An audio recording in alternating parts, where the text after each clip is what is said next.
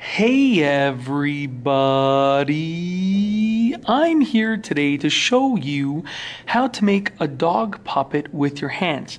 This will be an easy tutorial, so let's get right into the video. As you can see, this is what the dog puppet will look like when you're done. So this is how you do it. It's actually really simple. You're going to do something with one hand and then we're going to replicate it identically with the other hand. You want to take your ring finger, place it out like that, sort of at a relative 90-degree angle. Then you're going to take your middle finger and curl it on top like that, okay?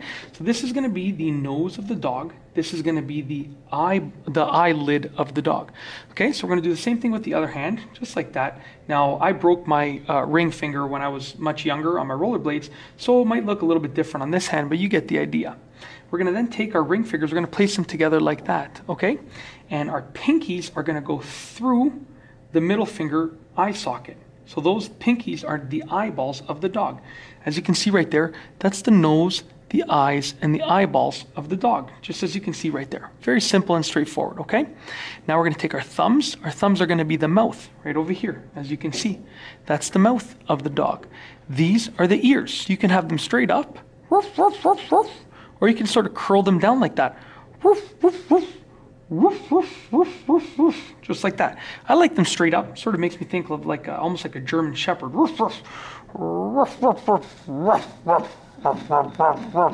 Or you can curl them down like a different kind of dog. Who's there? Who's there? That's it. Simple. That is how to make a dog hand puppet using only your hands.